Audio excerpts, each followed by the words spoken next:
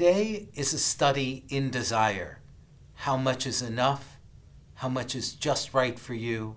What do you really need? I'm Jeff Jower.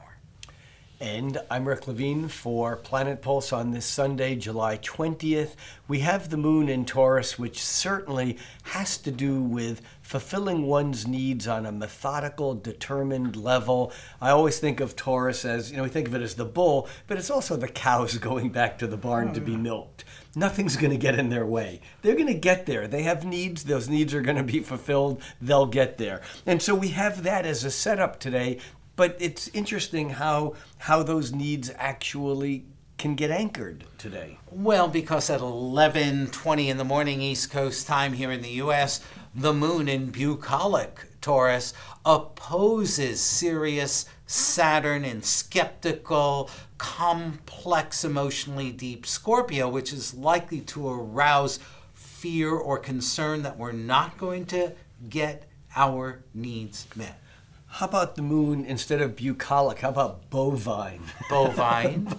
Makes sense. Well, there's that sense, though, that when the moon opposes Saturn, there's the fear that something is in the way of getting to where it is that they're going. And in other signs, the moon might just cower. I'll be punished for that one. But the moon might pull. We might pull back. We might be fearful. We might push harder and try to.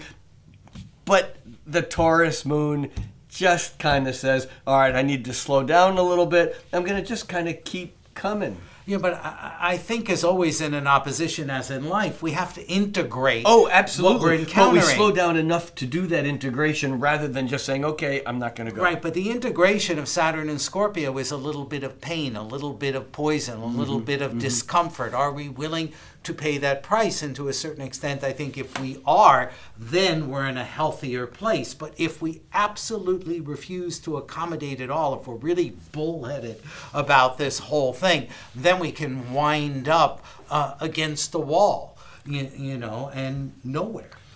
And I think we have a subtle advantage today because the wall is moving. Oh, that's good. Well, Saturn has been retrograde. The outer planets go retrograde for about a third of the year at a time. And Saturn has been retrograde, and today Saturn is stationary but turning direct. And what that means is that the resistance that we're facing, actually, it's not that it's weakening. It's willing, if we have a good intention and a good plan, it's willing to give a little bit to allow us to accomplish it. And it's subtle, but I think it's important. Good point. I'm Rick Levine. And for Planet Pulse, I'm Jeff Jower.